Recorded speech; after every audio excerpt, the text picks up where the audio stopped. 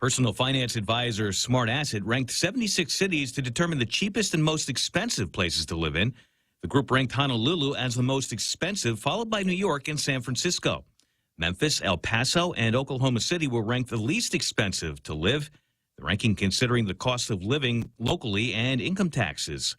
The Los Angeles Clippers defeating the Phoenix Suns 115-110 to win Game 1 of the first round of the NBA playoffs, with Clippers superstar Kawhi Leonard scoring 38 points. Finds Leonard for three, and the Clippers add to their lead as Kawhi Leonard, much to the delight of their owner. 35 for Leonard. Sound courtesy of TNT. Game 2 is set for Tuesday night. I'm Laura Cantor, and this is Fox News. Join us at Mezcla Chamorro Fusion Bistro and see why they've been crowned Guam's best Chamorro food restaurant for 9 consecutive years. Experience Chef Peter's candied salmon over scallion coconut rice, octopus tenactac, Chamorro platter, and their award-winning gourmet burgers. Or if you're looking for something healthy, try their keto-friendly menu. Come and enjoy Mezcla's half-a-day service at their Hagåtña location from 11 a.m. to 2 p.m. for lunch, 5:30 p.m. to 9 p.m. for dinner, or 10 a.m. to 2:30 p.m. for their famous Sunday brunch. Listen to The Point anytime, anywhere on Odyssey. Odyssey is your new audio home for all the music, news, sports, and podcasts that matter to you. Find your favorite stations like The Point and discover more. Music stations, local and trusted news sources, sports talk and team coverage, plus today's biggest podcasts. Find it all on the Odyssey app. AUDACY.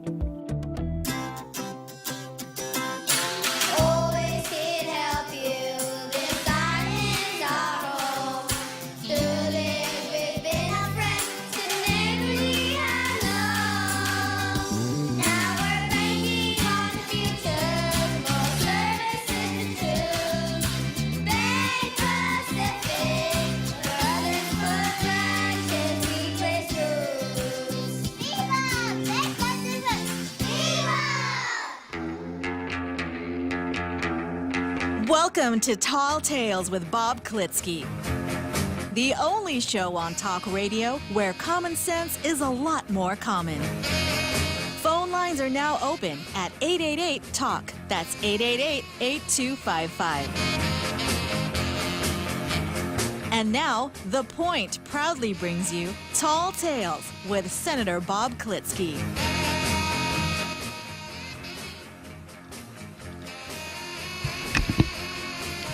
Yeah, well-regulated militia being necessary to the security of our free state, the right of the people to keep and bear arms shall not be infringed.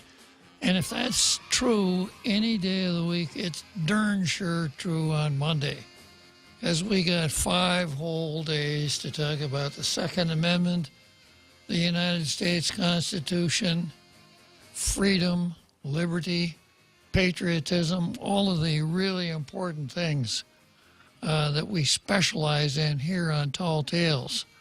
So we're about to begin another journey on the good ship Tall Tales.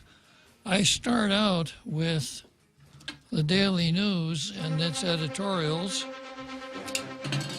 Of course, the Daily News has, the Guam Daily Post hasn't done an editorial for several months. And the Daily News, now that it's no longer a newspaper of general circulation, and it hasn't been a newspaper of general circulation for quite some time, apparently it will only do editorials on odd number days, or I don't know. But not every day, that's for sure. And they have an e-edition now, but the only real e-edition is Monday through Friday.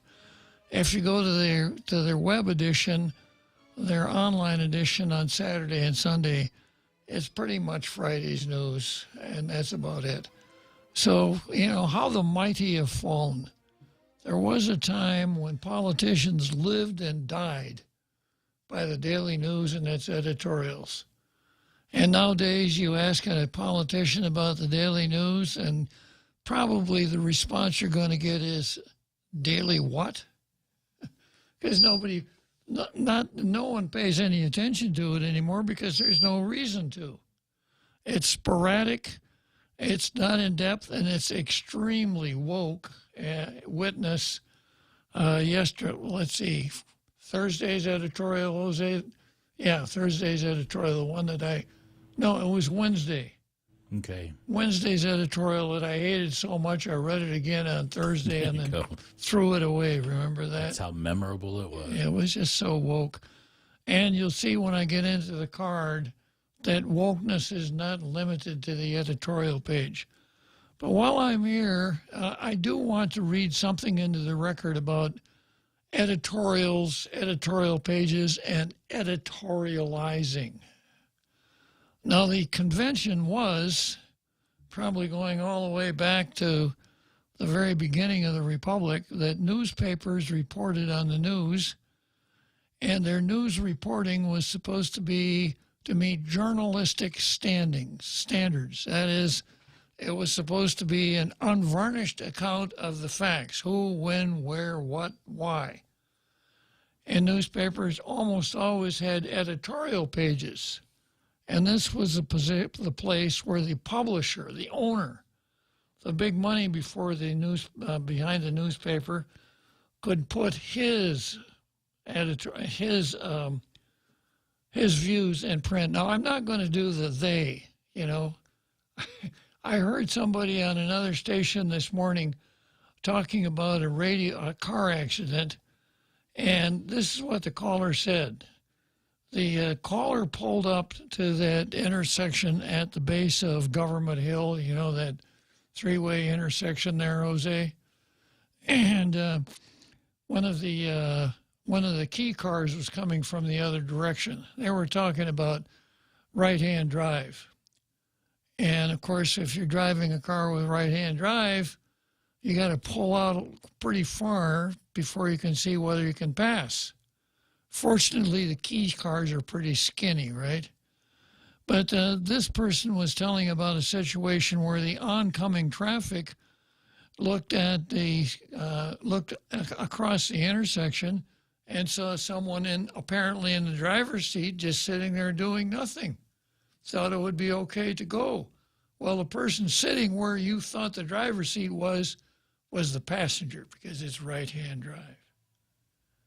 So, and that was an interesting point, but the person who called in said she pulled up to this intersection, and then after that, one of these little Japanese cars came along, and they looked at, and the rest of what he was talking about was they, which is pretty confusing because you're talking about the driver's seat and the passenger seat. There are two potential people involved. So this whole they thing is just nuts. It's just absolute, and I'm not. It's not or now nuts. Exactly. Yeah, no more nuts, right? Yeah, it's like they've moved to expel Jerry Nadler from the House of Representatives because his fans will show up and cheer him on by hollering, "Go Nads, go Nads." And the trannies take great offense to this, Jose. They should, they just can't stand it. It's about underrepresentation. It is, exactly. So I'm not going to do that anymore. And I'm not going to do he and she or him and her. I'm going to go back to the old convention where we knew that if you mention the word man in the right context, it meant both sexes. And it didn't mean it never meant all sexes. It meant men and women. So when the Constitution, when the Declaration of Independence said all men are created equal, this is not a signal for feminists to get their skirts all bunched up. And we abided by the convention that when you're talking about a third person singular pronoun, he could be male or female depending on the context. It worked like a charm forever until we decided to let politics overcome common sense. And I'm not going to do it anymore. Politics and hurt feelings. Exactly, yeah. And of course the And of course, the systemic racism, the narrative. The narrative. Yeah. So, the fem-lib Nazis had a lot to do with saying, well, why do you refer to God as he? And this really silly stuff like this, right? So I'm not going to do that anymore. But I do have something I want to read into the editorial record, and it comes from a really good law site called Law and Liberty. And it's by a guy, here we go again, Jose. It's by a guy named Greg Weiner. I wonder what his sister's name is. I'm not going to shout it. Yeah, I'll bet this guy Greg is a real hot dog, Jose. Yeah, it's like the former U.S. New York representative to the House of Reps, remember, who was expelled for sending pictures of his genitals to unwanted recipients with his phone. What was his name again? That would be Representative. That was Anthony Weiner. Anthony Weiner. Yeah, how could I forget that? All right, here we go. National Public Radio is being justifiably lampooned for changing its ethical guidelines to allow its journalists to become activists. NPR's guidelines on impartiality now allow reporters to express themselves on such issues as the freedom and dignity of human beings. You know where this is going to go. Critics complain justifiably that those terms are inkblot tests onto which any political position can be projected and from which any objectionable view can be excluded. But the deeper problem for NPR is not that these terms cannot be defined. It is that they can be defined. And the definitions provided by centuries upon centuries of natural law tradition. Natural law. The laws that nature created. The complementarity of the sexes. Neither of the sexes is capable the human race is capable of reproduction, as are all living things. But the human race is only capable of reproduction when there's complementarity of the sexes. It takes a man and a woman. That's natural law. And to say that a man can reproduce all by himself or a woman can reproduce all violates, I don't care what the statute says, it violates natural law. And everybody knows it. We've known it ever since. And the definitions provided upon centuries of natural law tradition are not one suspect. They're not one suspects what NPR means. According to the new guidelines, NPR editorial staff may express support for democratic civil virtues that are core to NPR's work, such as, but not limited to, the freedom and dignity of human beings, the rights of a free and independent press, the right to thrive in society without facing discrimination on the basis of race, ethnicity, gender, sexual identity, disability, religion, or surname, as in the case of the author of this piece, Mr. Weiner. Where's that horn? Yeah. NPR's public editor. Now, here's another one. The NPR's public editor, Kelly McBride.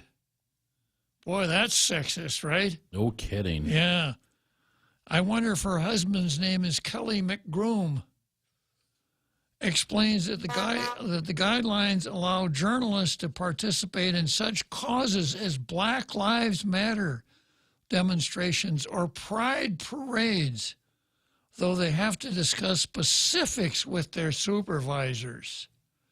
Events to support a candidate or a piece of legislation are off limits. That seems clear enough, and certainly Fox News hosts like Sean Hannity have participated in explicitly political activities, except that Mark McBride says it isn't clear after all. The new guidelines, she writes, don't answer some of the thorniest questions, like what if a journalist wants to picket an abortion clinic or demonstrate in support of women's autonomy over their bodies. They repeat it so much they didn't even understand how silly they sound. Really? Just make a real quick point here. Do they make a distinction between an editorial or a opinionist on these news 24-hour news channels, or do they deem everybody a journalist? Because I think that's the problem with MSN and CNN. Mm-hmm. They think every opinionist is a journalist, right? And that's false. Absolutely. What about a journalist who wants to express her general support of the Second Amendment? Fat chance of that. Or a parent who wants to march in solidarity with families and victims of a mass shooting. A lot of the victims aren't doing much demonstrating, Jose. And here we begin to get to the heart of the matter. Clarity would require a consistent and meaningful understanding of what dignity and freedom mean. The problem is that according to the natural law tradition, the integrity of the former depends on the limits on the latter. In other words, the integrity of dignity depends on the limits of the latter. So the more freedom of speech you have, the less dignity you're going to get. Because if you have freedom of speech, you could say in 19th century New York, if you were an editorialist, you could say, Boss Tweed is a fat, greedy pig who slops in the trough every single day. Doesn't do much for Boss Tweed's dignity, does it? But it's a classic example of free speech. According to that tradition, the defining of human trait is our rational nature. Logos, a Greek word, the ability to reason and communicate about the good, is the genuine human difference, the sense in which we are distinguishable from other creatures. That insight dates at least to Aristotle's observation that man is a political animal. Augustine and Aquinas developed it theologically. In the Christian understanding, human beings are defined by relationships, whether relationships to the divine or obligations to other people. Jewish theologians, too, like Abraham Joshua Heschel, have understood human dignity to be inseparable from human relationships. Alan Middleman explains Herschel's emphasis on the relational person. On his account, we gain our personhood, ultimately through our relationship with God. I am commanded, therefore I am. A neutral press that seeks to use language carefully would be a genuine service to all democratic people. Someone concerned solely with his or her personal freedom, especially to the extent the objects of freedom are dictated by passions rather than reason, lacks or fails to act on the essential dignity of the human person. He or she surrenders the dignity of honoring obligations and living according to his or her rational nature. Pope Benedict XVI had explained in a 2006 homily.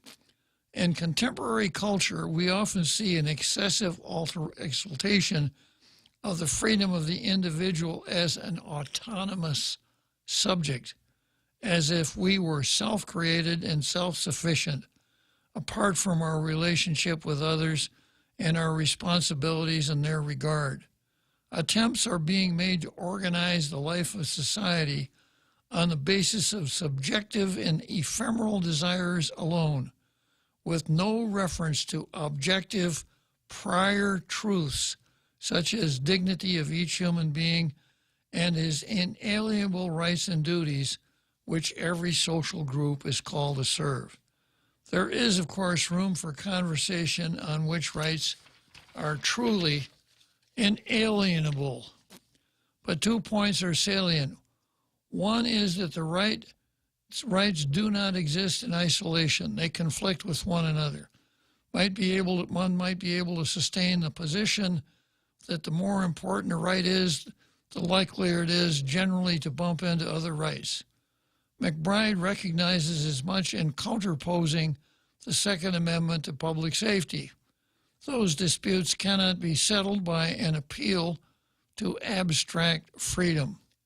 The second point is Benedict's observation that obligations, too, are inalienable.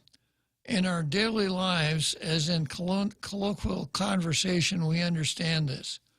Someone who lives up to obligations to others, for whom the common good supersedes personal desires, is dignified. This person recognizes his or her indebtedness to other individuals and to the community and tradition in which he or she lives.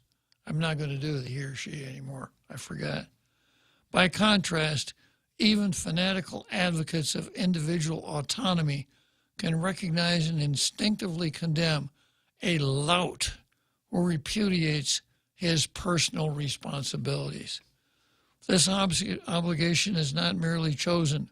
One does not have the freedom to reject the fact of indebtedness. It's a fundamental condition of humanity.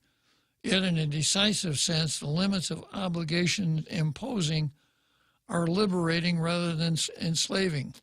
This is the liberty of which John Winthrop spoke in 1645.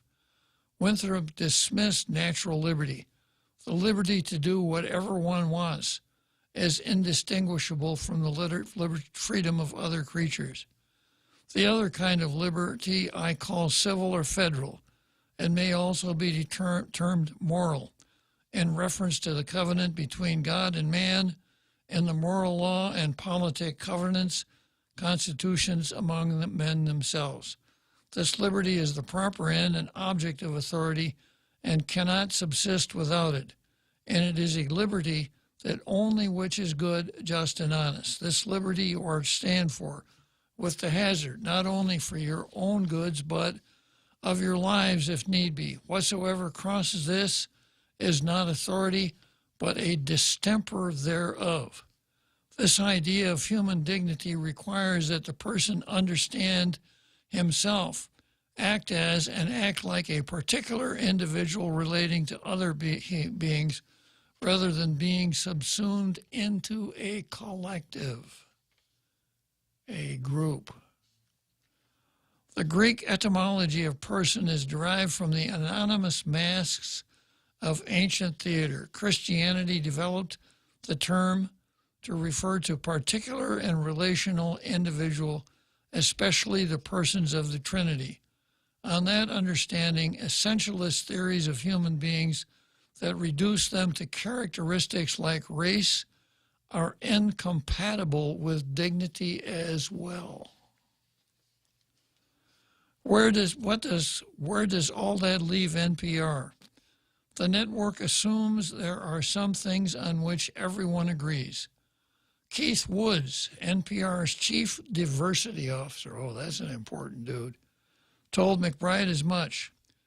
There are things in the world where we are not torn about where we stand. We are against bigotry.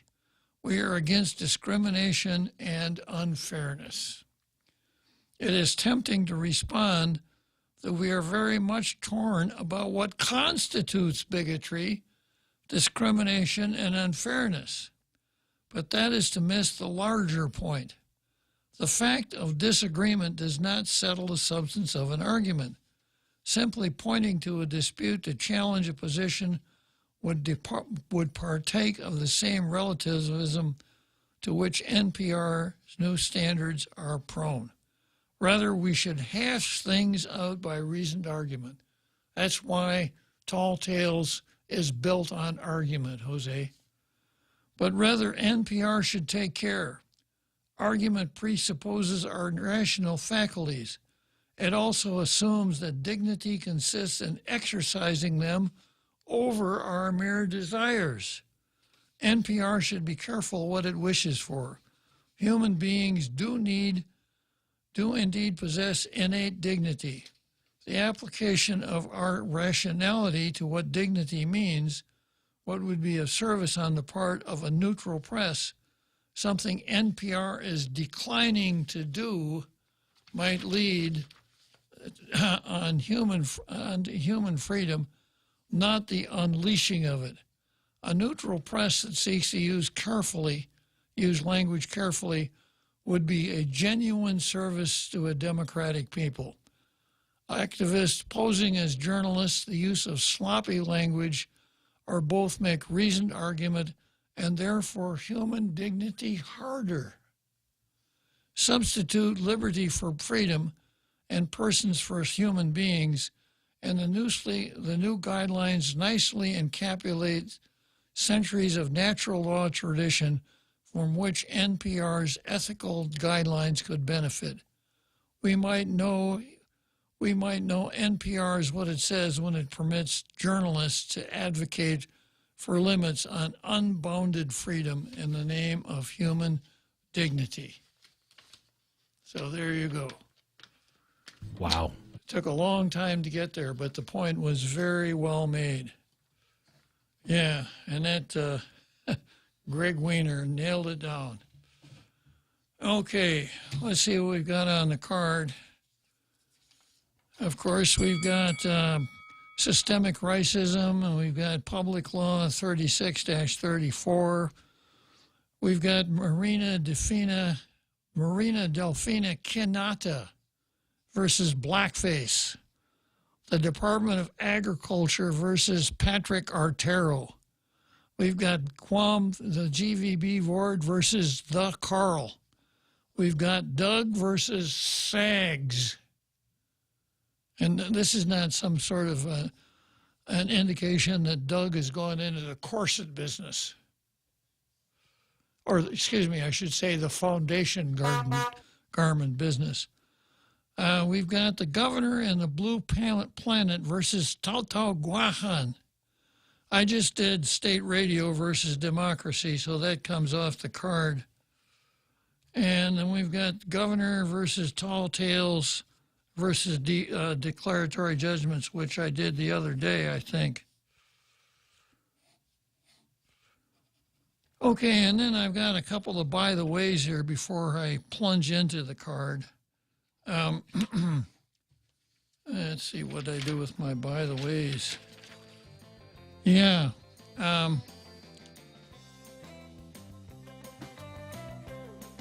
Yeah, we'll take a short break and come back to the by-the-ways.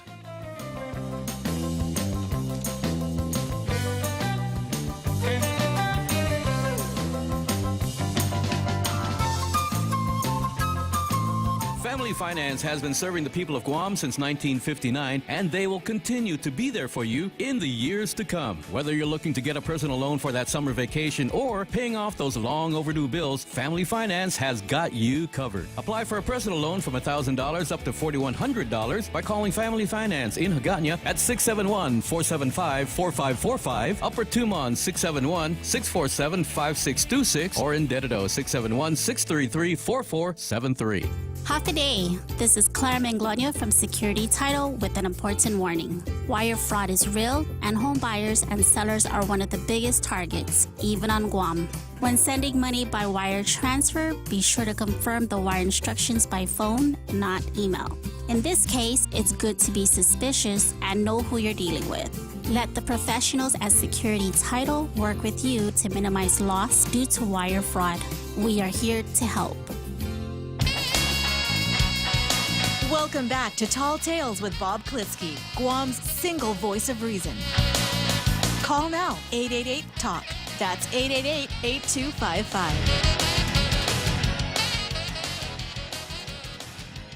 Yeah, so a couple of by the ways here. The first one is this. On Friday, PNC ran a story called Deadline to Sign Eagles Field Lease Extended. And I mentioned, I think, my petition, I mentioned on Ray's show that my petition to file a writ of I told you so has been granted. Because I said from the get-go that what we're talking about here is negotiation. Skilled negotiators understand the concept of deadlock. And what deadlock means is the failure to agree. And usually deadlock favors one side more than the other. And the way to get to deadlock, or the way to get to an agreement, is to impose a deadline. So when you impose a deadline, it has to first of all be viewed as a negotiation tactic, not as an end or a recognition of deadlock. And that's the point I made. You know, everybody's talking about transparency, et cetera. And I said, we're not talking about that. What we're talking about is negotiation. And here are some of the things that you need to consider. And so here we are. They've agreed. And the Admiral said it wasn't his to do. Now he says it is. The deadline is off. And also, that deadline is gone. And when one side in negotiation concedes a point to the other side, that sends two messages. The first message is the substantive message. The second message is that I will negotiate. I will make concessions.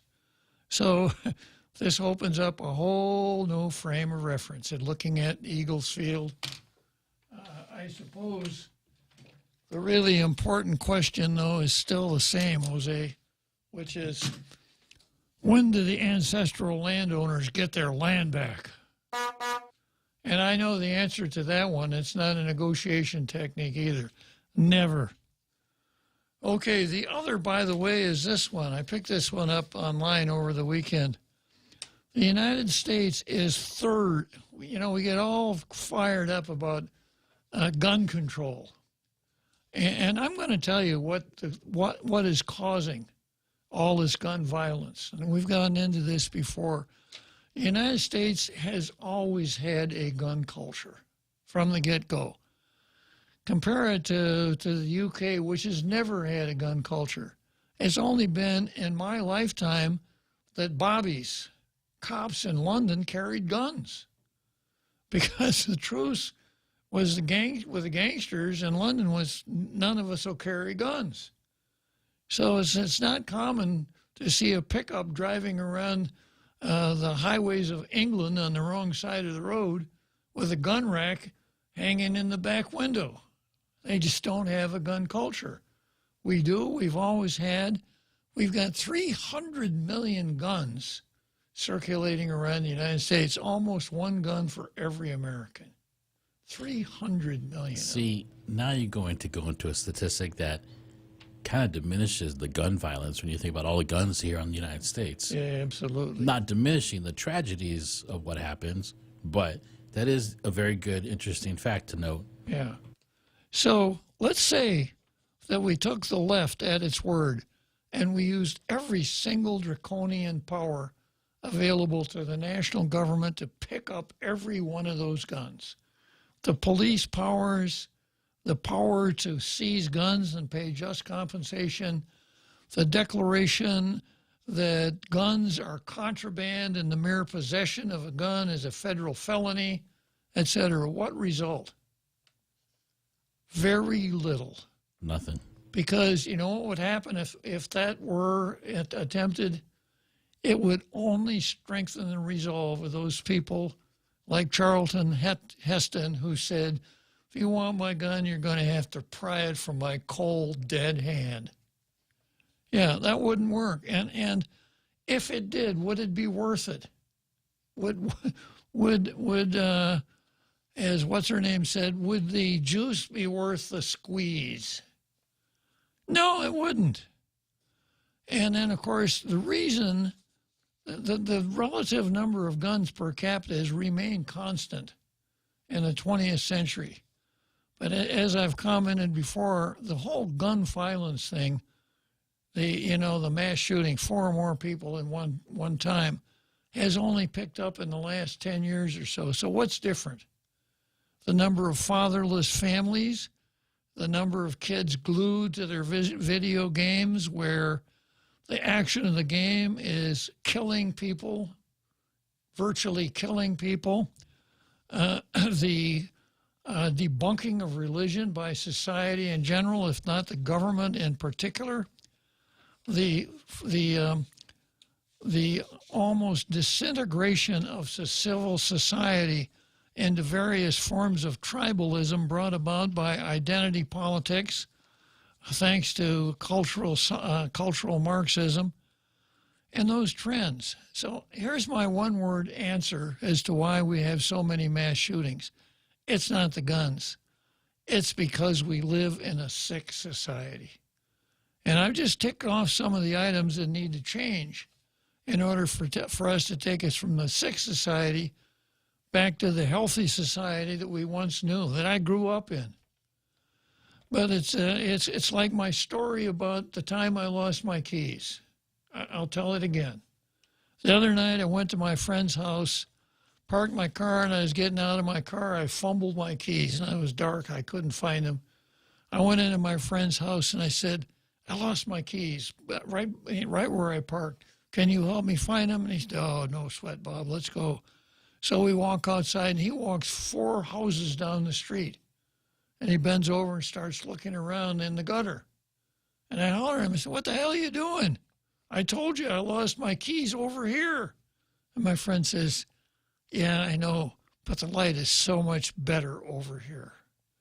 In other words, recognizing that we have a sick society and trying to solve the problems of our sick society, or even one of them, is so much more difficult to talk about because you're going to offend some people.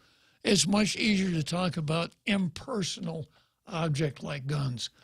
We've got to stop the sale of assault weapons, which would absolutely change nothing. But that's the way they go. So here's a statistic I ran across. Now, this is murders, not gun violence, but statistics will tell you that most murders take place with, guess what? Handguns. Yeah. The United States is 3rd in murders throughout the world. 3rd. But if you remove Chicago, Detroit, Washington, D.C., St. Louis, and New Orleans, the United States is then 189th out of 193 countries in the whole world. Right down at the bottom. That's huge. It is. And then there's just one other thing you need to know. Those 5 cities have very strict gun control laws. McDonald versus Chicago, a leading Second Amendment case. Heller versus District of Columbia, the first olive out of the jug. So they all have strict gun control, but the murder rate, every weekend in Chicago, there are enough gunshot deaths to qualify as mass shootings. They just don't all take place at one time and in one place. Who's getting all up in arms about that? Certainly not the mayor of Chicago. Certainly not the people that live in Chicago, because they keep putting Democrats in charge. Oh, yeah, and one other thing I forgot to mention about those 5 cities, they're all solid blue cities. Solid Democrat majorities in every one of those cities. Chicago got rid of what was her shorty's name? Beetlejuice? No, that was her nickname. Yeah. I can't remember. Yeah. Something strange. Yeah. Our viewers will know. Yeah, they got rid of her and replaced her with a guy who ran against her because she wasn't liberal enough. Right. A guy named Johnson. Here's a good rule of thumb. Never trust anybody named Johnson.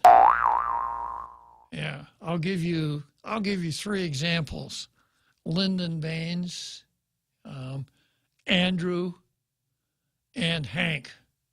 You know, if we put more troops on that island, isn't it liable to capsize and tip over? Johnson's. Okay. So just a couple of interesting things to notice there. Okay, the card. Yeah, I guess I'll go next to the classified page of the air here.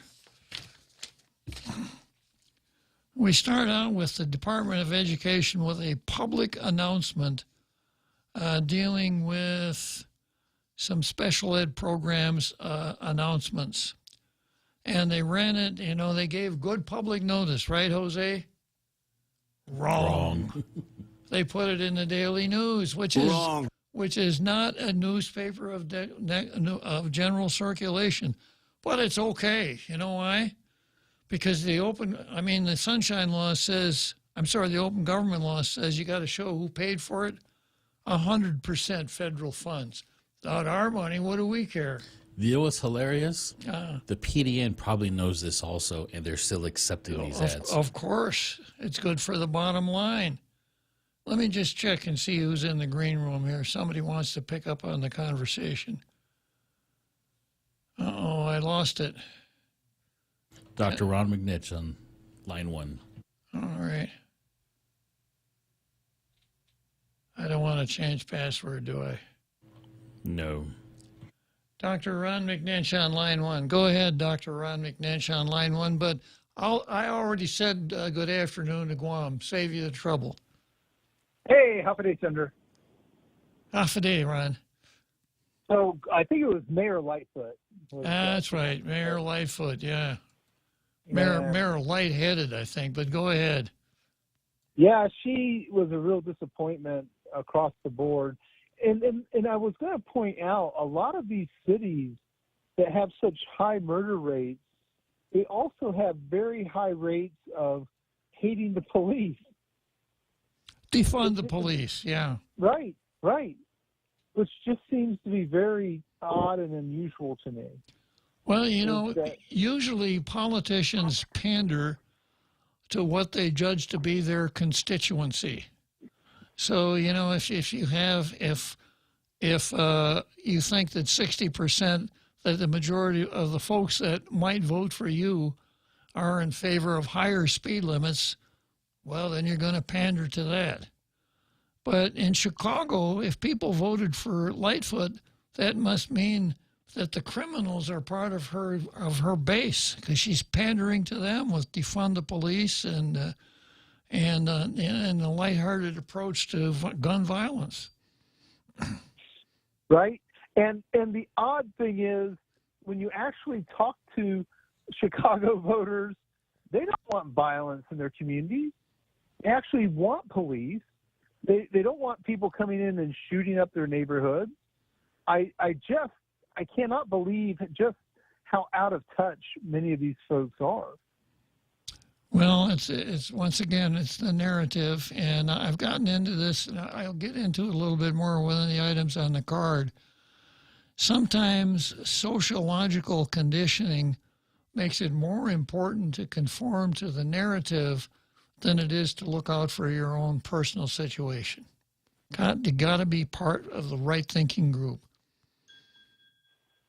Well, that's just simply unfortunate.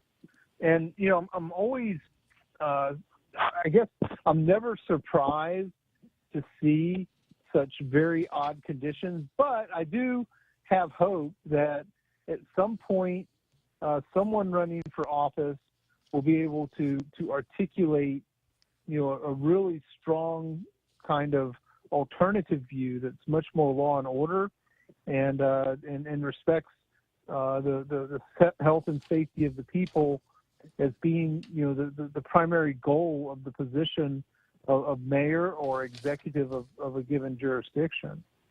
And it's just really unfortunate that we have so many major cities in the United States that have fallen to this point of simply not protecting their communities. Yeah, that seems to be kind of low on the priority list nowadays, doesn't it, Ron? No, absolutely, it does. And it's quite sad. Chicago's a very nice city. In fact, San Francisco is a wonderful city. I have no idea why they put up with just the rampant open market drug use there and other crimes that they put up with there. It's just incredible. I always used to really look forward to going to San Francisco. And I had a routine. I would, you could catch a bus from out by the airport downtown. I'd go down to the Fisherman's Wharf area, the Space Needle. Just walking around the streets was a real treat. But I'm sorry, I'm mixing up Seattle and San Francisco for good reason. Because it's hard to tell the difference. Yeah, and the same thing is unfortunately true of both of them. They used to be really great cities, but I won't go there now if I can avoid it. Well, it's just very sad that these really idyllic and wonderful cities otherwise have turned into such cesspools. And I have a feeling if we really look at homelessness, really, it's not really homelessness. It's simply people who are hardcore drug addicts who've been rejected by everyone meaningful in their lives, and nobody can live with them because of their either bad drug habits or their psychological maladies that come particularly from these illegal drug uses. And everyone seems to want to ignore the root of the problem quite often. And the root of the problem is illegal drug use. Ron, I've made that same point numerous times, that to talk about the homeless as though they're a fungible group is wrong. Right. If you took all of those folks living out there in the street and put them into apartments, then you'd have dysfunctional people tearing apartments apart and doing the same old thing. Gotta go, Ron. Thanks for calling. Have a great day, sir. Thank you. Yeah, Phil. Phil. The Phil? The Phil. Or Phil.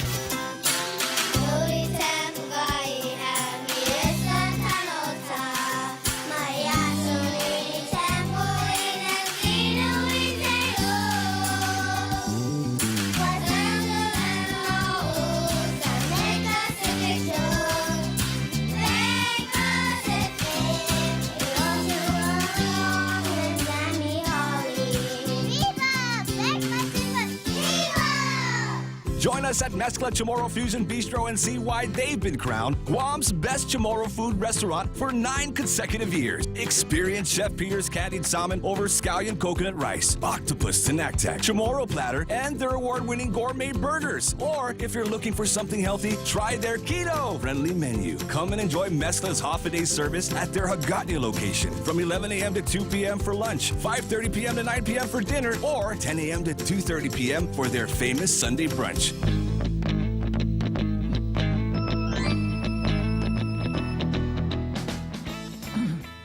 Hey, Jose, I'm happy because, you know, Harvey Egna is obviously a tailgater, and he posts General Anthony McAuliffe.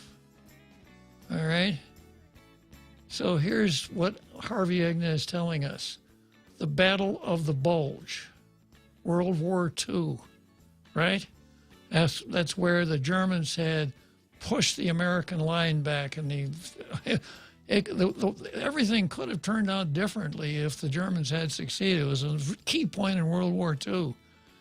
So it was looking bad for the Allies, and the Germans sent a note, you guys better surrender.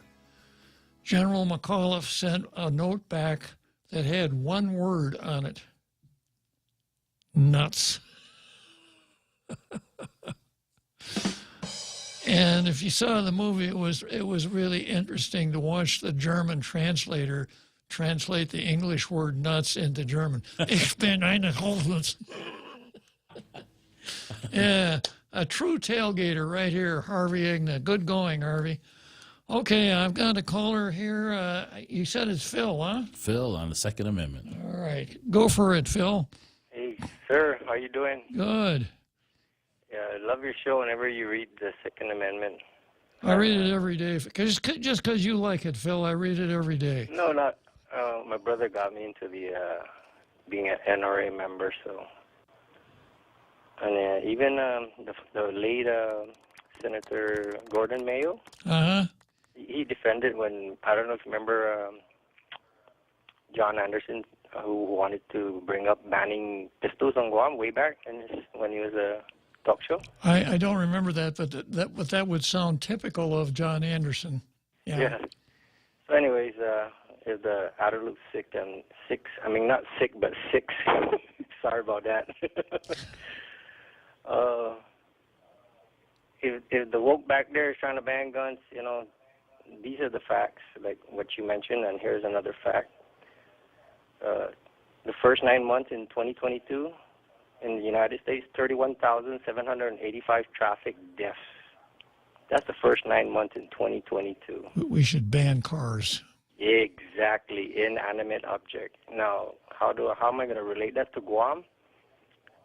Well, remember when there was like a few incidents where the kids were, you know, messing around the dad's gun and they got accidentally, it was a tragic death, and the last one was the Weber, which they made the Weber law.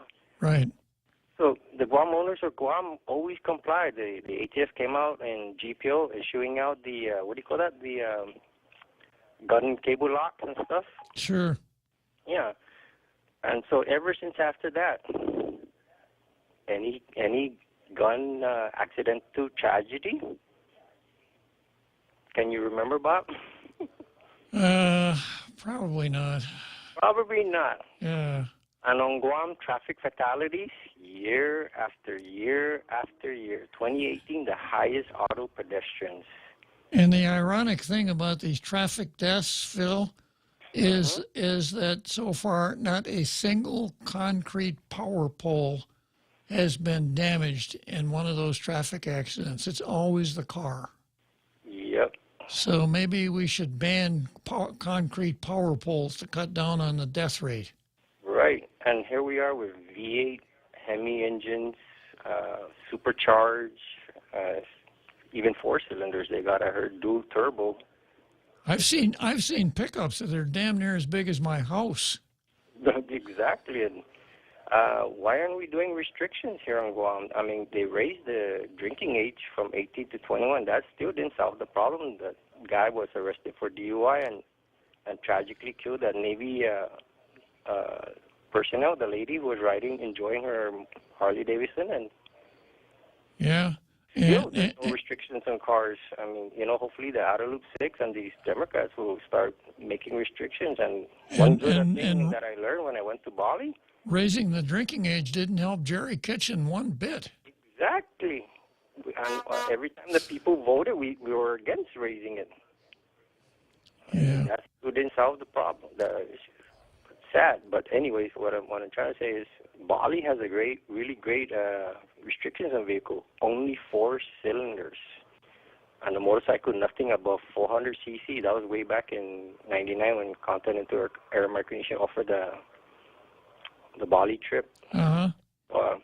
Now that they're bringing all these Japanese small cars, maybe we should just get rid of all the huge American cars, like you said, as big as your house, and start driving these dinky-ass Japanese cars. You know, in the fatalities. Phil, in the U.S. Virgin Islands, which is an American territory, they drive on the left. The only place under the American flag where they drive under the left. So we'd all be a lot safer if we were driving those little Japanese cars on the other side of the road, wouldn't we? Yep. I agree with you. Yeah, I'd have one of those things myself if I weren't so darn big. You know, if I got one of those, it'd have to have a sunroof because my head would be sticking out the top of it. I sat in one of those, sir, and trust me, sir, if that went head-on with our regular cars, that's suicidal right there. Really? Yeah. Got to go to the halftime show, Phil. Always a Take pleasure care. talking to you, sir. Okay, bye. So long.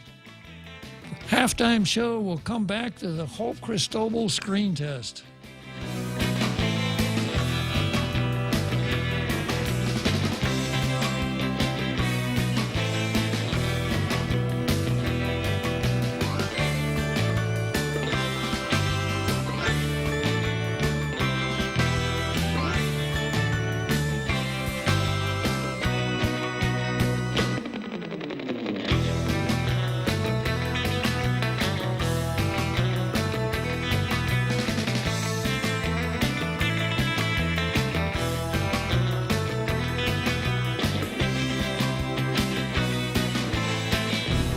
The Point is KUSG, Hagåtña, Guam, 93.3 FM and 104.3 Tragedy at birthday HD3. party. I'm Laura Cantor, Fox News. A mass shooting at a Dadeville, Alabama Sweet 16 party Saturday night leaves at least 4 people dead and 28 others injured. Some of those injuries are critical.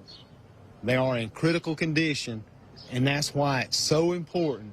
We absolutely need everyone to continue to pray for those individuals to allow them to recover from what they're enduring. Alabama Law Enforcement Agency Sergeant Jeremy Burkett. Among those killed was a high school senior who was expected to play for the Jacksonville State University football team. Phil Dowdell was also the brother of the 16-year-old girl celebrating her birthday.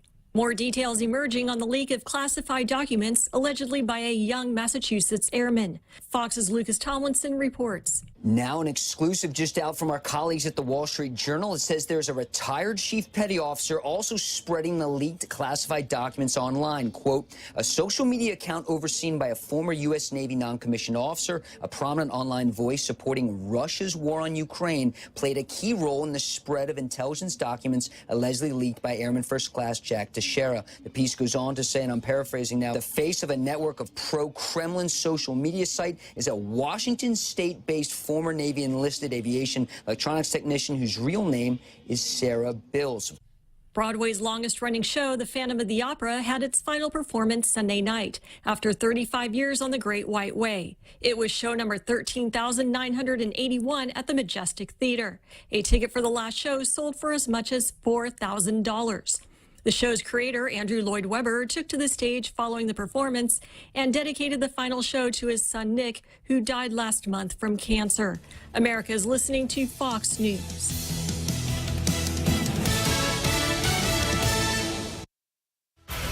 Well, hello. Ray Gibson here to tell you it's officially Frontier season at Nissan Guam. Go test drive a new Frontier and own one with no money down. Plus, Nissan will make the first 3 payments for you. You'll love your new Frontier as much as I do mine. Plus, they're giving away cash, all sorts of prizes. Way too much to share in a 30-second commercial, so visit the showroom or visit the website, NissanGuam.com today. Fly even higher and get to your destination with the United Credit Card from First Hawaiian Bank. You can earn 40,000 miles with $2,000 worth of spending within the first 3 months. That's 40,000 reasons to get on board with the First Hawaiian Bank United Credit Card. It all starts with yes. Certain restrictions apply. To learn more about this offer, visit any First Hawaiian Bank branch or go to fhb.com/United.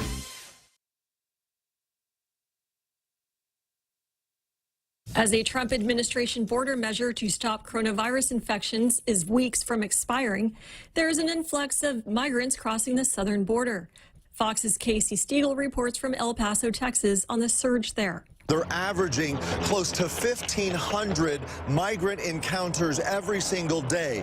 That, according to the Border Patrol chief of the sector. They say they've also disrupted at least 44 smuggling schemes involving almost 300 migrants. Agents here have also carried out at least 1 rescue, also busted a stash house. Again, all within 5 days' time. El Paso, according to CBP data, is the one Border Patrol sector that has seen a more than 150% increase in total encounters so far this fiscal year. Title 42 will end on May 11th, along with the national coronavirus public health emergency. South Korea's military says it fired warning shots to keep away a North Korean patrol boat that temporarily crossed the country's disputed Western Sea boundary while pursuing a Chinese fishing boat. The North Korean vessel immediately retreated. The top seeds in the NBA's Eastern and Western Conference playoffs in action on Sunday.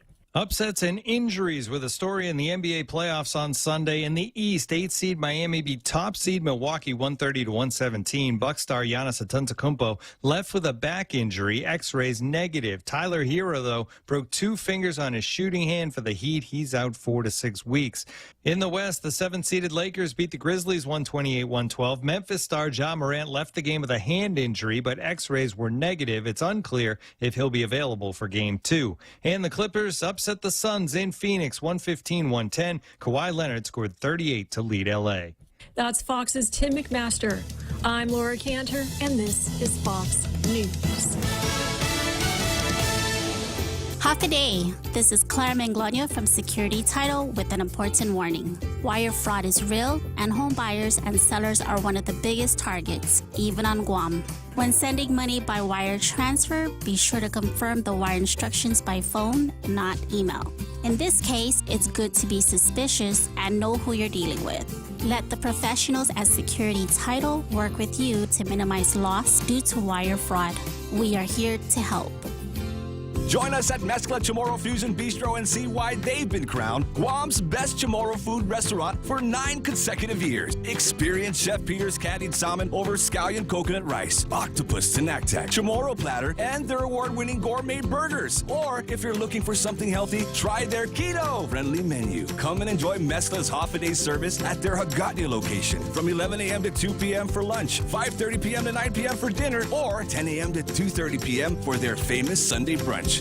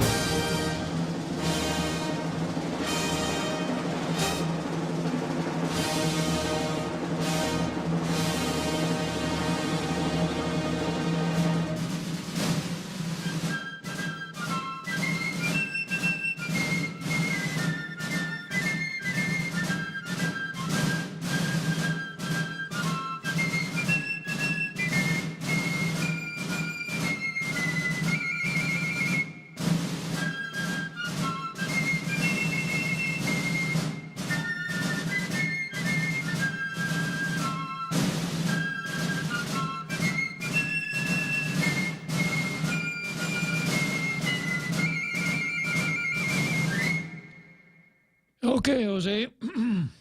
It's been a long time since we had a tailgater show here, but I think you still remember how to do it. Let's take a go at it. You too can become a part of the I'm a Tailgater Rogues Gallery by pointing your browser to thepoint.gu, the official website of this radio station. Scroll down just a little bit to get to the picture with the t-shirt and the beard. That is a link that'll take you to where you can order your shirt. And when it arrives, put it on, take a selfie, and send that selfie to the Points WhatsApp at 671-797-8255. And tell all your friends, I'm a part of the Tall Tales I'm a Tailgater Rogues Gallery. Very interesting, Jose. And the Tailgater Rogues Gallery is still one of the most interesting things on the internet, isn't it? Absolutely. Yes, sir. Talking about other interesting things on the internet, I think it's Monday. I believe it's time for the Hope Christobel show. And I'm sorry, I can't give you a link that you could get in touch with Ms. Christobel so you could get her autograph or other indicia of her greatness. But Jose, go ahead and run it. You're nothing but a white colonizer. That's who you are. Colonization is the same thing as slow murder. You're a murderer. That's who you are. Get off my island. Sir, you need to go. You can't be policing people here and telling people how to protest or what to protest for. You need to go. You need to go. I'm against this. Yeah, that's cool, but you cannot be policing people and telling them how to protest and what to advocate for. She has a right to go. I'm an indigenous tomorrow. I have more rights here than you are. You came here because of the structures of colonialism, asshole. Tayo mamalaw how sige judo ni tano. Di tau tano how. Waho bini tau tano. Waho bini malahoda. Waho na short na kay judo bini. Hago tata na short mo bini. What's on you? You need to leave. You need to go. Please. You need to get out of here. Please pause this. Get out of here. Please, this is not your When I get a chance, go. Please. Thank you. Thank you, partner. Please. No, you think What happened, ma'am? Oh, he confronted me. What did he He's say? telling me I shouldn't be here. I support Black Lives Matter. It's part of the colonialistic systemic racism. And I came here to support these people. He's a white man that has come here. And he continues the legacy of colonialism. He continues to fight people, individuals, my goodness. I'm a former senator. I authored the Commission on Decolonization. We're proud of you, Auntie.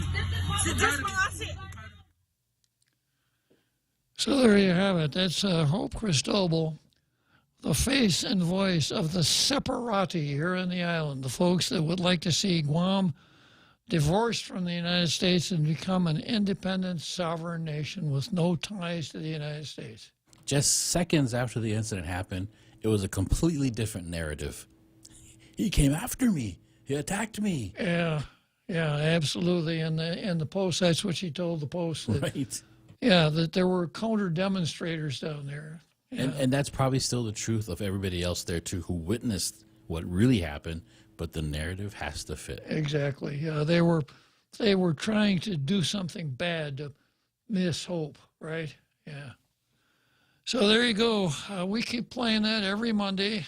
People need to be reminded of what the leadership of that outfit, that part of the island community, is really all about. She I don't know if she ever wears a mask, but she certainly tore it off during that video, didn't she? Okay, let's go on back to the Public Law 3634 portion of the paper, and I've got a notice here of a legislative session that will begin Monday, April 24 at 10 a.m. at the Congress Building. And here is one of the items on the agenda. Let's see.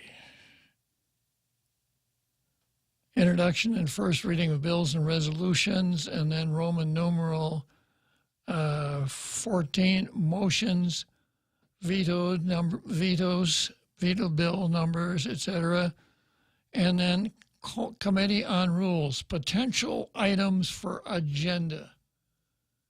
So the open government law, or the Sunshine Law, says that every commission, agency, legislature, etc., must publish an agenda of its meetings, which must be in sufficient detail to put the public on notice as to what's going to be discussed. So the legislature talks in terms of potential items for the agenda. Well, every bill that's been introduced since the very beginning is a potential item. Right. That means absolutely nothing.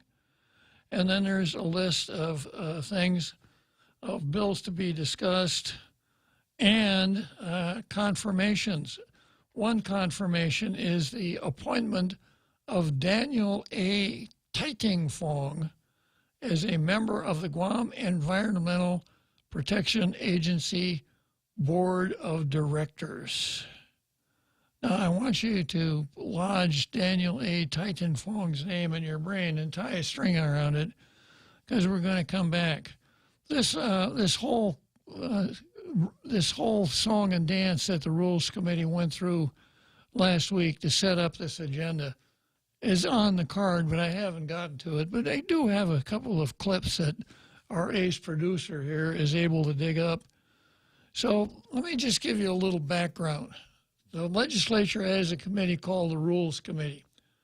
It's a bipartisan committee. The job of the Rules Committee is to determine what will be, one of the jobs of the Rules Committee is to determine what bills will be discussed during the next session of the legislature. Before a bill can go on a legislative agenda, with a couple of minor exceptions, it must have had a public hearing.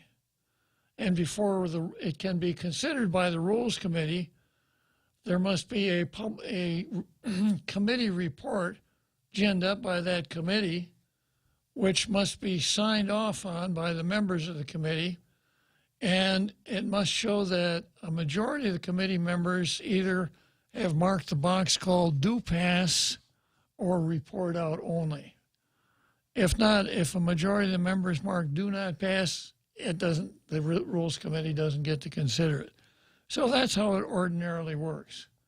Now, I'm going to give you a riddle.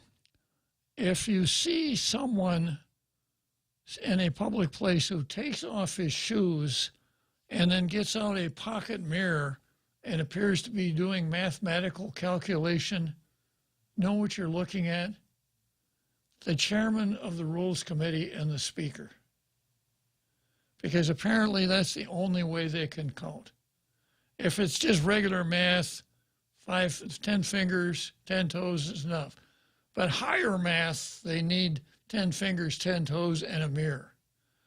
So the open government law says you got to give that first notice a week before the meeting which it announces, which means that you have to have your committee report finished.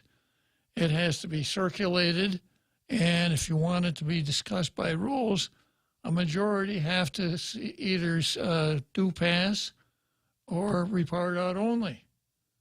You wouldn't think that it would be so hard to start out with, let's say, if we wanted to do it on the 1st of May and count backwards a week from the 1st of May, that would take us back to August 22nd, right? And then you count back from that. Let's say you finished your committee report, let's say the committee hearing was on April 1st. That means you've got 22 days to finish your committee report, get the signatures, and submit it to rules. If you can't do it, you can't do it. It's that easy. It's just a simple matter of counting. 1, 2, 3, 4. And if you can't do that, then you got to wonder, are you in the right part of the government? I mean, this is simple, basic stuff. And we come up with perversions of the open government law, potential items for the agenda, Bill 37 as amended, Bill 73 as amended, and so on. That's still a violation of the open government law publication. It is, because it doesn't tell you what's going to be discussed. The potential, there's so many scenarios that could happen, just as if you didn't publish this list. Exactly. Now, what if you have that potential list and somebody sees something on that list that's interesting or pertains to them, and they go to the meeting, and then something happened and it wasn't able to be put on the agenda? Yeah. Right? Yep. What now? That wasn't a correct publication of the agenda. It was not. It's not a correct publication of the agenda. It's a total disregard for the tenets of the open government law. And the bigger picture, Jose, it just shows an extremely inept group of people who, if they got it together, could have an extremely direct effect on our lives. They can't even count. You know, it's kind of like you're in high school, right? And the teacher says, you guys got to do a research paper. And the research paper has to be turned in the day before Christmas vacation. And she gives you that assignment on the first day of school, right? So on the day before Christmas vacation, you turn in half a paper and you wonder why, you know, that teacher doesn't like me. She gave me an F. I mean, even school kids understand this. In order to get finished on time, you got to give yourself enough time, right? It's kind of like arriving late for a meeting and saying, oh, it's not my fault. The traffic was really heavy on Marine Corps Drive. Does that ever happen? Does it happen all the time? Do you allow for heavy traffic to get there on time? That's why. Of course. So this shows just an extremely inept group of people. It's also another version of the cart before the horse. Exactly. Okay, so I think you've got a clip of the speaker explaining how this whole process works. Jose, go ahead. Speaker Talai. Thank you. Also make a motion to add Bill number 73-37LS to a potential items list, subject to motion to be added to the agenda on the floor. Senator Fisher has a point of inquiry, if that's okay with everyone. Yes, sir. Yeah. Yeah. State the question, sir. The question is this.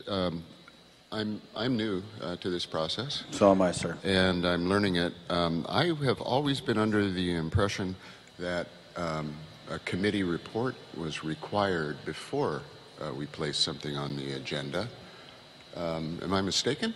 I'll yield to that question, Mr. Yes, Chair. ma'am. Yes, absolutely correct. That's why these are not being motioned onto the agenda. They're being motioned onto a potential items list, and they cannot be put onto the agenda except under motions on the floor, and only if that committee report, as required by law, is available and has been published and all of that. Thank you very much. May I follow up the question? Yes. Do you understand the answer? I do understand the Okay, answer. so yeah, they require a public hearing and a committee report, and so basically it's a queue that we're putting these bills in a queue so that when we get on the floor, we have the proper number of votes it can then be added to. My understanding, I'll try and phrase this as a question. My understanding is that these bills do not have at least written committee reports. I don't know that this is a question so much, but I've looked at our standing rules and I don't see any reference to a potential bills list. Am I mistaken? And in trying to be diligent about it, we have solicited input from insurance companies, and they gave us some good input, and so we followed up with some of those things. That's how we do our jobs. We have to follow up with some of these things after the hearing. But that doesn't mean that the bill is less urgent or that the community doesn't need it right away. And there was no need in our standing rules for a potentials list. We are setting an agenda, and we are publishing potential items that may be placed on that agenda on the floor. We can't do it today, but we can publish tomorrow before session in compliance with the open government law, and that's the only way to get these items and comply with the open government law. Thank you, Mr. Chair. Mr. Chairman, I object, and I'd like to explain my objection. Senator Duenas. So, is it my imagination, or did Therese show a little bit of anger there, Jose? She does, and before someone says, Jose edited this to put out some good parts, she said, the reason why there was a little bit of anger is because Senator Fisher mistakenly talked about the length of how long her bill is sitting out there as 2 months old, and it should have been ready in 2 months, but it wasn't, and that's what she was indignant about. But that had nothing to do with the reason why she's put it in there. The point of it was its potential. It's kind of like that. Remember Popeye had that cartoon character Wimpy? Mm-hmm. I'd gladly pay you Tuesday for a hamburger today. Yeah. Right, and that's her whole argument. Well, and her argument is because of the open government law, as though the open government law restricts what they can do. And the open government, it's kind of like the concrete power pole out there. If you run into the concrete power pole, it's not the power pole's fault, believe it or not. Yeah, what's interesting is she's one of the authors or sponsors of the recent open government law, and she's kind of sabotaging it by saying, here is a loophole that we're going to put into it that was never intended when it was written. Well, and here's something else. You know, anytime you can put any bill on the agenda at any time by making a motion. So she's saying it's a potential agenda, but she said it at the get-go. She said subject to a motion. So it really isn't the agenda at all, because someone will make the motion, but if someone doesn't, then it doesn't go on the agenda. So it's just they might as well do a written confession. We didn't do our jobs. We're sloppy. We can't count. We can't get our stuff done on time. This open government law forces us to do something we really don't want to do, which is plan ahead. And that's what it's really all about. You know, you would think that a senator introduces a bill on day one at the get-go. He's thinking, well, I want to get this on for hearing on such and such a date, et cetera, and I'm going to use my best efforts to get it on the floor during the January, not introduce it and then, well, let's just see what happens. Now, let's also look at this in the context of how she is the speaker and Senator Barnett is the chair of the Committee on Rules. For a reason you'll see probably later on in another clip if you play it, but it's interesting how if you watch this whole exchange, this whole session, she kind of complains about the workload she has, and I'm like, why is she even complaining about it? It's a part of the job. There is going to be a workload, but you don't complain about it and then try to shift the rules around so that you can get the work done. It's a part of the position. I've got to use a word from my youth, slough off. It's a really hard job. So I thought maybe I'd just slough off because it's a really hard job. Who could blame me because the job is so hard if I slough off? Okay, you got another one from Senator Brown, I think, that kind of ties it up in a nice little package. Yeah, Senator Brown actually gave 2 objections that were really good, and this one was one of the better ones, too. So, Senator Brown? Thank you very much, Mr. Chair. I also have an objection, and there's really no point of us sitting having rules meetings, and this was a major concern we had last term, with a constant listing of potential bills being put on the agenda without the committee reports being put before us prior to a rules meeting, so that we have an opportunity, the public, the media, everyone has an opportunity to look at these committee reports and make sure they're properly vetted. I have no objection to trying to meet the public notice requirements. That in and of itself is not the issue here. Why do we bother meeting for rules meetings, then we want to put things on? We had such abuse last term. We would sit and listen to rules meetings that I was not a member of, but we would be putting bills on the agenda, at least the Rules Committee here was putting bills on the agenda that hadn't even gone to public hearing, hadn't even been publicly heard, and were being put on the session agenda. To avoid that abuse, there's nothing for us to stop from meeting another rules Mr. meeting. Chair, on a point of I'm personal sorry, privilege, can I have an please? opportunity to On a provide point my of personal comments privilege, sir, you must without decline. being interrupted? You must recognize me, I'm sir. sorry. On a point of personal privilege, you must recognize Can me. you state why you think you deserve a point of personal privilege? Yes, sir. I was the former Committee on Rules chair on the 36th Guam legislature, and as the committee chair, rules and regulations were followed, and those guidelines were put into place. So, sir, I take a point of personal privilege. Well, you can Thank take your point of personal privilege. I want to complete my statements, which are factual. I was here last year, and I was here the year before in the last previous legislature. And we do not support that continued abuse. If you want to call another rules meeting where we have completed committee reports, then by all means, I will be here. I will be here at every single meeting and every single hearing. I will be here on island to attend and participate. But I think our concerns were legitimate. We brought this up at the beginning of the term. We made it very clear about our positions here. So I don't think it stops the legislature from taking appropriate action. But I think we need to stop this practice of putting bills on the agenda that have not even been brought before this committee, completed and signed, that we have the opportunity to review, and the public and everyone else has the opportunity to review. Thank you, Senator Brown, for your objection. So there you go. And of course, she's exactly right. Now, the committee reports can be very valuable if they're properly done. And I certainly, if I were sitting on the Rules Committee, I would not want to vote on something if that committee report were, if I hadn't had a chance to not only read it, but to study it, because it might weigh on my decision as to what I want to do with that particular piece of legislation. But they're treating committee reports kind of like something you put on Facebook or something like that. If I do it, okay. If I don't, who cares, right? Just bucking the whole process. Really. And then, of course, did we talk about this on Friday, that all of the bills that were put to be on the potential agenda did not get 7 votes, so they weren't to be on the agenda? Exactly. Yeah, and then an hour after the meeting starts, guess who shows up? Yep, and it wasn't just by accident that Senator Shelton comes in to save the day. Yeah. You can see somebody, a couple people, furiously on their phones and walking back and forth and pacing, and it just. Some people will say, Jose, that's just politics, but we didn't vote these people in to be like this. We voted them to have dignity to their office and to have a little bit of honor in what they're doing. And you explained the importance of the Committee on Rules is not just another committee to talk about things. It's how the legislative process works. It's exactly how the process works. And when that becomes corrupt, then the rest of the process and the rest of everything else is just stained. And I know that sounds hyperbolic, but that's what I felt like when I was watching this.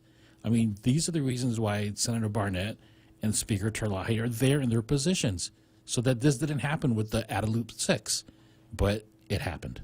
And then Barnett kind of ran on I'm going to clean house when I get in. And what does he do? The ink is hardly dry in his certificate election, and he signs up for the same old scam. I'm not exactly sure what they thought they're going to gain from this. I know what the Adeloop 6 was going to gain from this, that they won. They beat the Republicans. Yeah. And what was very interesting is Senator Duenas had a bill there that Speaker Terlahi was going to put on the potential list, and he said, I don't want it on the list because it hasn't gone through the term yet. We haven't even had 10 days for public testimonies, comment to come in yet. Yeah. And so it wasn't about didn't agree with the bills or not. It was about process. Yeah. Well, remember I mentioned that people should tie a string around the name, let's see here, Daniel A. Titingfong.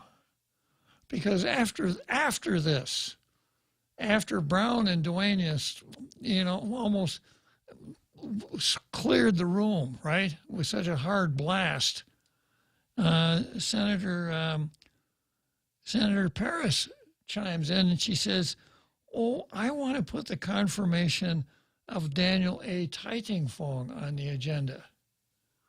And somebody said, the hearing is tomorrow. He hasn't even had a hearing yet. And you want to put it on the potential agenda? Let me give you an even bigger thing to whop your jaw with.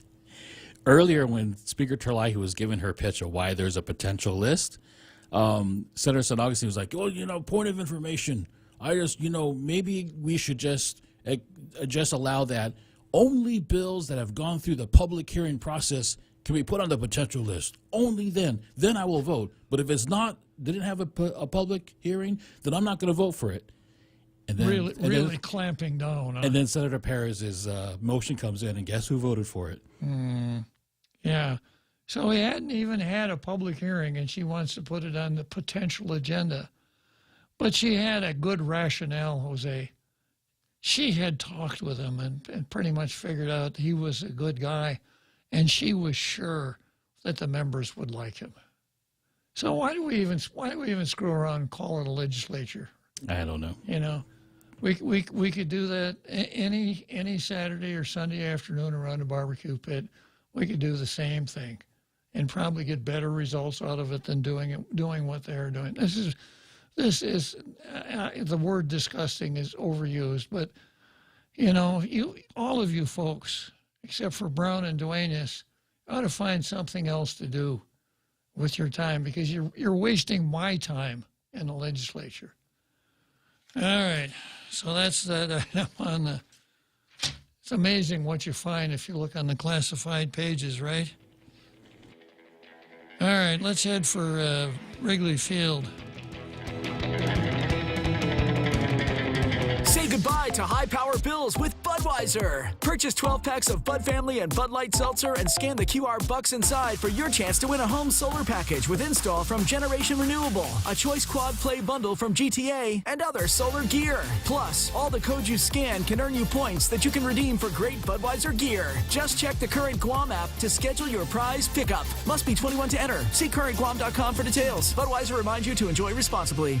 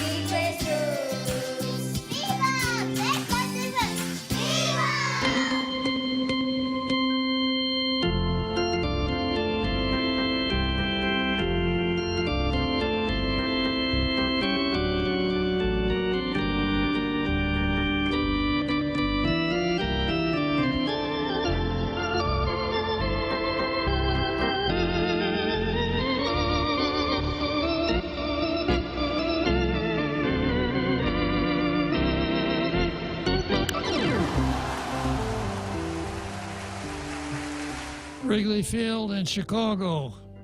Wrigley Field's on the near north side.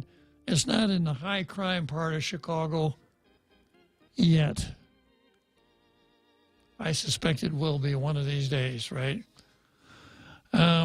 Next item on the card is the Department of Agriculture. Well, it's not the next item. The next item is Maria Delfina Quinata versus Blackface. It's kind of long, and I want to do this one, and then probably Maria Delfina Quinata will take us right up to the end of the show.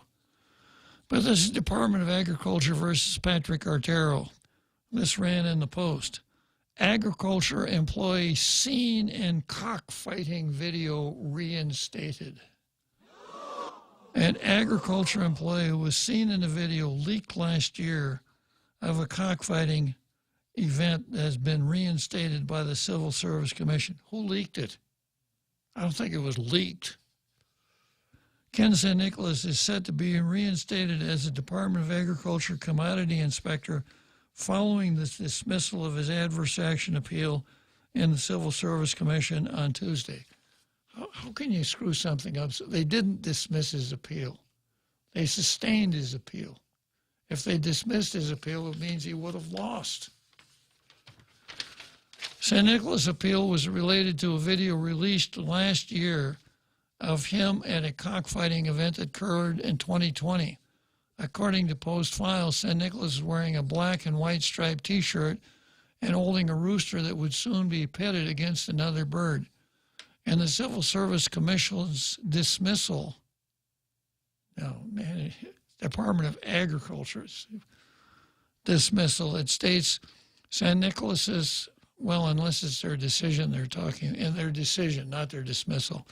It states St. Nicholas supervisor Patrick Artero saw the video June 22, 2021, before St. Nicholas received his final notice of adverse action in April last year. So what they're trying to say is Patrick saw this in June of 2021, and in April of 2022, a final notice of adverse action issued. Boy, this is hard to follow. Under Guam law, management is to provide an employee notice of an adverse action, final notice of an adverse action, no later than 90 days after they learned about the details that would lead to an adverse action. So this is what they're trying to say. Employee commits misconduct on day one. Management doesn't know. Management finds out on day 10. Management has 90 days from day 10 to take such action as they're going to take against employee. They can suspend, demote, or dismiss employee. But they've got to do it before day 100. If they do it on day 101, it's void. It's a tough rule. It's stronger than the average statute of limitations because it doesn't get told. TOLLED. So that's what this article is trying to say, but they're going at it rather inartfully. They want you to do the math. Exactly. They want me to tell what it's about. In San Nicolas case, he was served almost 11. In other words, the decision wasn't made until 11 months after Artero saw the incriminating video, which ultimately led to San Nicolas' motion for dismissal and subsequent unanimous by vote to grant it. Dismissal of the termination. In addition, San Nicolas being reinstated, he gets full back pay and benefits, etc. Following San Nicolas' dismissal, animal rights organization Animal Wellness Action, according to a press release, reacted with shock and alarm to San Nicolas' reinstatement, primarily due to the fact that animal fighting is a federal felony. AWA stated they intend to forward the case to the U.S. Department of Justice. It's an upside-down world when an official commission review makes a finding that an employee pictured in videos participating in illegal cockfighting is rewarded with reinstatement and back pay, AWA President Wayne Purcell said in the release. Wayne's talked to us on the show here, and we know that our friend Tom Poole is a staff veterinarian for that outfit, right? Neither San Nicolas nor the leaders of the Department of Agriculture are allowed to pick and choose which federal statutes they observe. Today, we are referring the evidence of federal animal fighting to the Department of Justice to take action against San Nicolas, Purcell added. According to the release, a whistleblower sent the video of a cockfighting event to AWA. That's what the reporter calls a leak. Yeah, this guy ought to go back to covering weddings and funerals. And called on GDOA Director Chelsea Munya-Breck to terminate San Nicolas once his identity was confirmed, and so on. Well, lawyers have an old saying, hard cases make bad law. And sad as it may seem, the Civil Service Commission did the right thing. That's the rule. And the Civil Service Commission, if it's substituted, the members substituted their own personal preference for the rule, then they would have done something wrong, and they would have gotten the back of my figurative hand here on Tall Tales. But you'll notice I captioned this Department of Agriculture versus Patrick Artero. When was the notice of proposed adverse action served on Patrick Artero? Because he is the guilty guy here. He saw the video. When he saw the video, he sees the video in the morning of day one before lunchtime. He's in the office of Chelsea Munya-Breck saying, look at this. This guy has violated the law. And then he's covered. But he sat on it for 11 months. That's just as bad as what San Nicolas did, because he covered it up. Yeah, you know what's make me think also, isn't this the same Artero that also brought up, I don't know what the word is, violations or something, that they were trying to relegate him to? A grievance. Yeah, there was a grievance brought forth. Yeah. Two grievances he brought forth. Yeah. And under our rules of grievance, it's a multi-step process, and if the employee is not satisfied at the top administrative step, he can take it to Civil Service Commission. And there's a theory that from there it can go to Superior Court. Yeah, I think it's the same guy. There aren't that many Patrick Arteros on the island. There's a story, journalist. You can try to dig further. Yeah, well, that would require some work. If Troy doesn't dig into it, this will be the last we hear of it. But this is really serious. When a supervisor sees this, now maybe he thinks You know, if this is his rationale, you know, it's colonialism. Cockfighting is part of our culture, and if St. Nicholas wants to do it, that's okay with me. I'm not going to say anything about it. But then why did he finally come clean? Does this relate to his perhaps getting some revenge on somebody for the way he thought? It's quite a long time to sit on something. It is, 11 months, and then he comes forward with it. Yeah, so Patrick Artero, I'd like to hear from Patrick Artero about this, but I know I won't. Okay, next item on the card.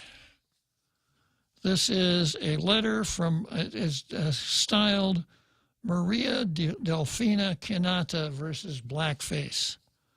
And it's a letter that Maria Delfina Quinata wrote to the Daily News, the ever-woke Daily News. And the title of the letter is Birth Certificate Bill Corrects Government Overreach. Say what? Yeah. And there's a picture of Maria Delfina Quinata, who later on tells us what we need to know. Maria Delfina Quinata is pretending that he is a woman. That's what this story is about, Jose.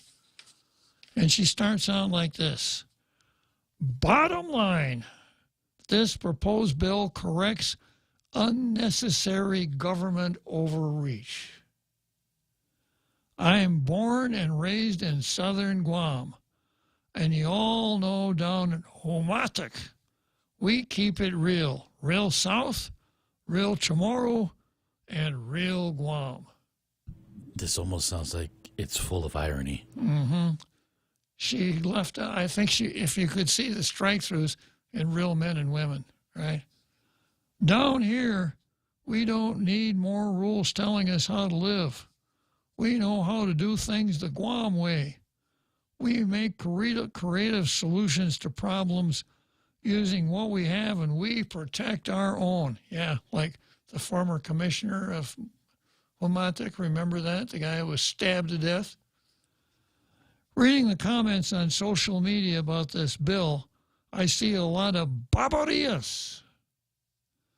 And I'm going to shed some light on these like that unobstructed sunset down here over Homatic Bay.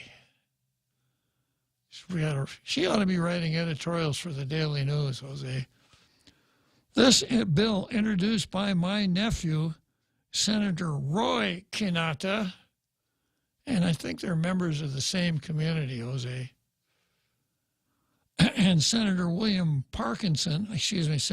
Parkinson, proposes to remove unnecessary government overreach in my life and lives of other trans people in Guam.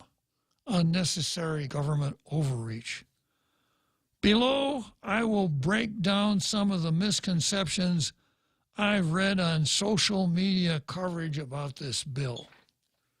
Barbaridades, number one. This bill will force being trans on our children, and they're going to change their genitals. No, this is total barbaridades. No one is forcing anything on children, and this proposed bill removes the requirement for trans adults to change their genitals. Who's saying that? You have to change your genitals now. Yeah, you know the mental image I have, Jose? I'm almost afraid to ask. Well, it's a lug wrench and a jack. Anyhow, you have to change your genitals. Removes the requirement for trans adults to change their genitals in order to change their legal gender on their birth certificates. Wow. Pull into a gas station, fill it up with special, and can I get an oil change and a No, I'm in the wrong place here. This removes an unnecessary requirement the government is forcing on me. and other trans people by telling me what genitals I need to have legal status that reflects who I am.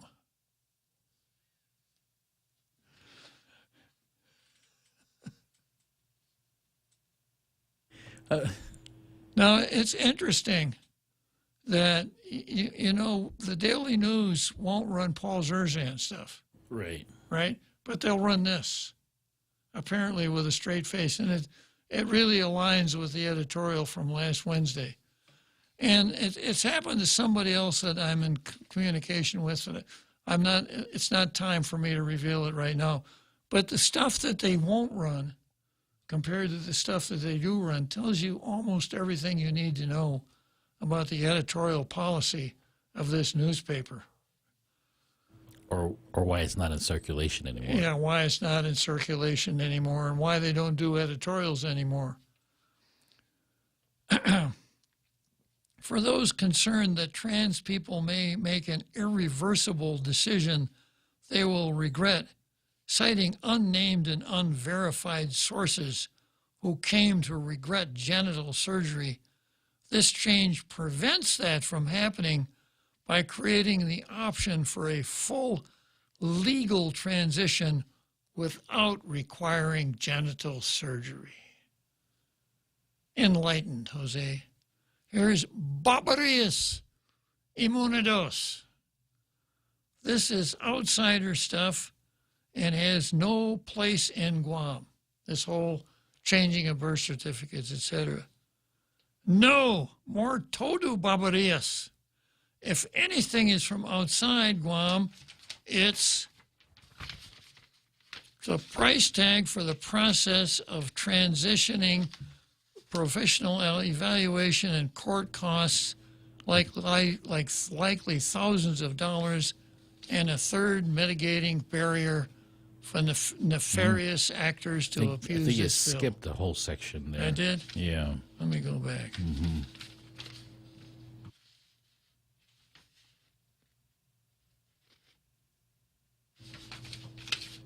Oh, yeah, I did. And this is key.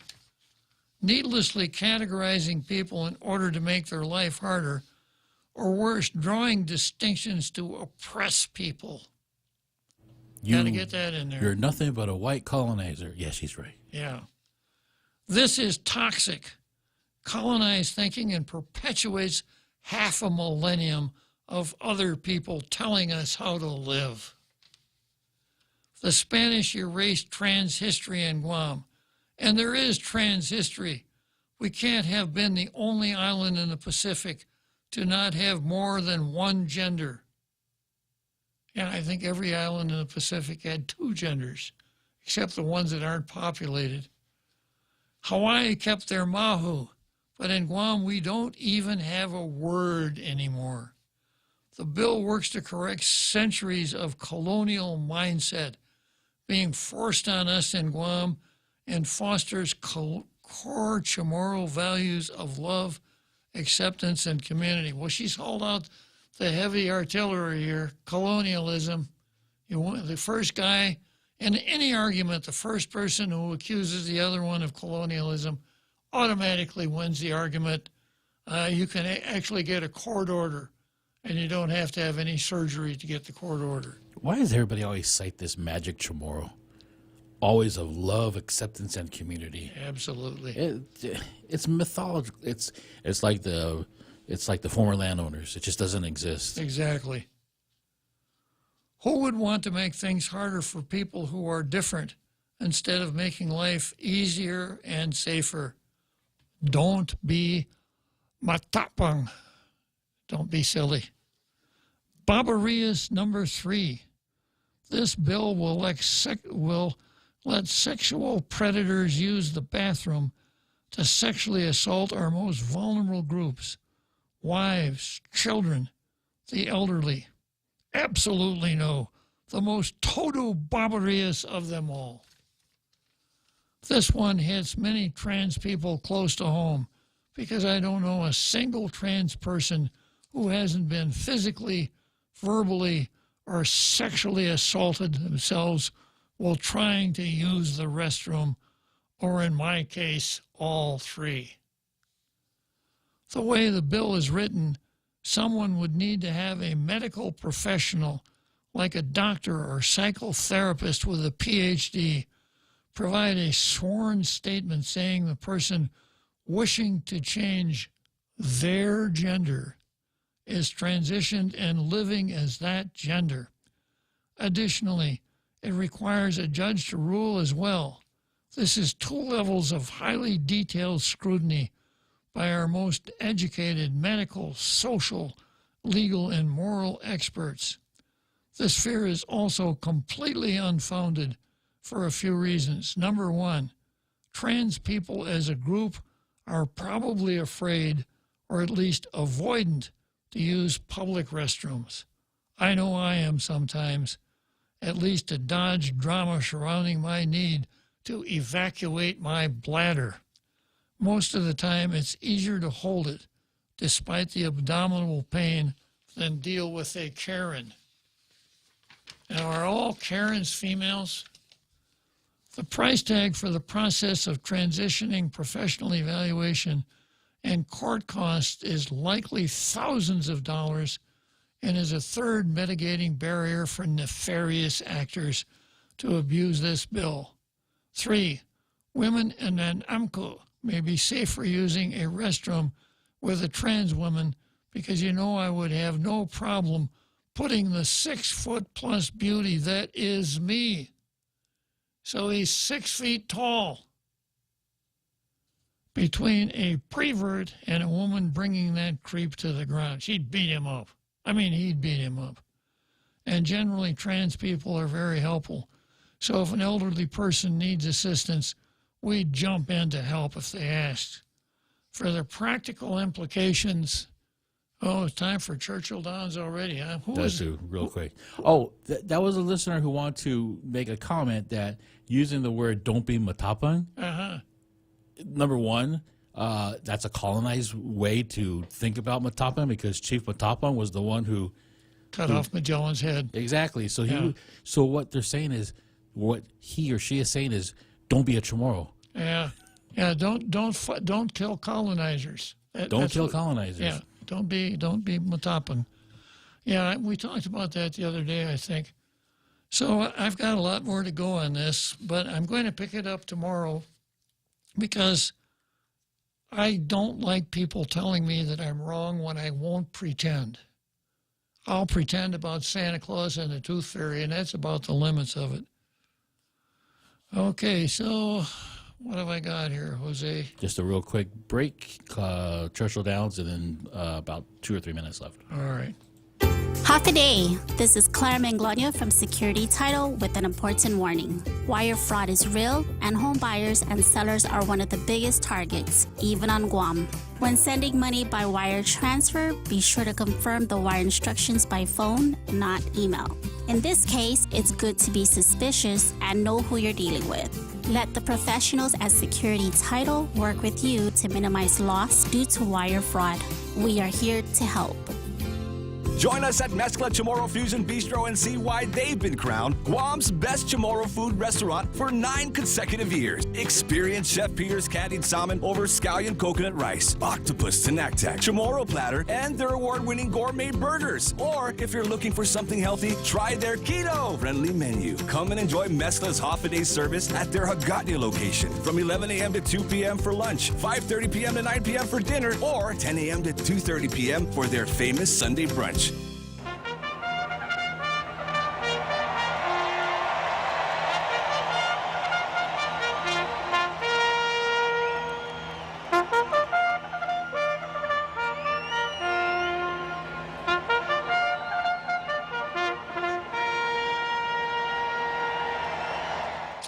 Okay, so here we are. Let's see, I got about, a minute, Jose? 1 minute until it's time for us to say goodbye to our president, Brandon. Who have I got on the line? Jose? Johnny Utah wants to talk about this letter. Yeah, we'll let Johnny Utah in, even if he cuts into our president's time. Go for it, Johnny. Be quick.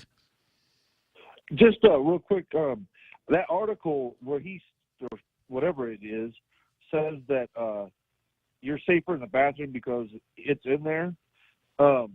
That's the Marxist, inversion argument. It's like basically telling on themselves, you got a 6-foot man dressed as a woman in the women's bathroom. And it makes you safer. He's trying to tell you it's safer because he's in there? Yeah. Are you kidding me? Uh-huh. Are you freaking kidding me? Gotta go, Johnny. Thanks for calling. All righty. Adios. Let's go, Brandon.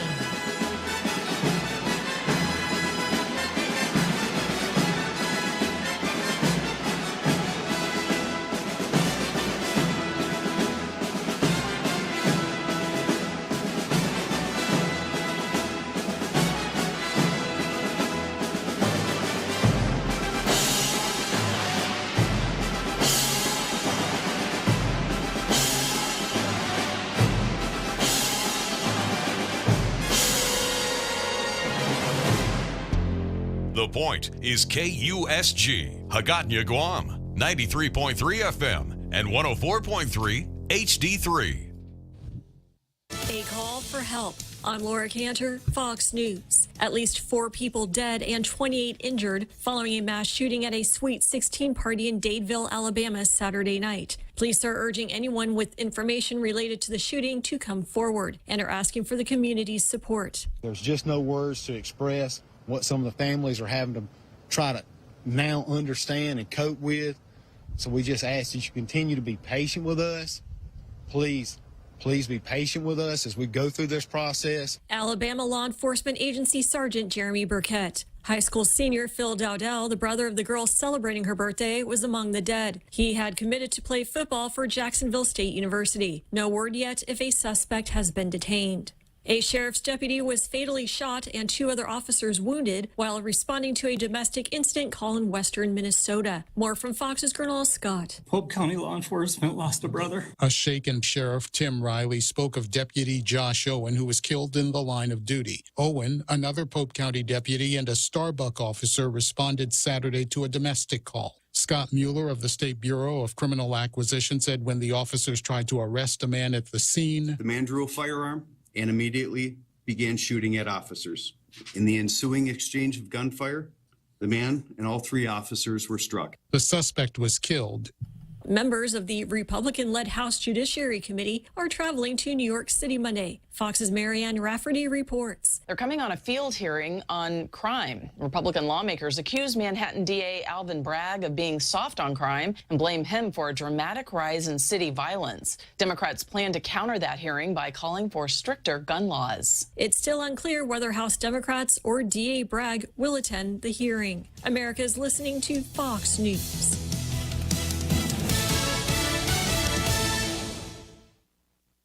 The Fearless and Proud podcast series looks at acts of bravery and strength by women. March is Women's History Month, and in this first season, we look at women who played important roles in the Civil War as soldiers, spies, and nurses. We'll discuss famous examples of women pretending to be men to become soldiers and spies on both sides. Subscribe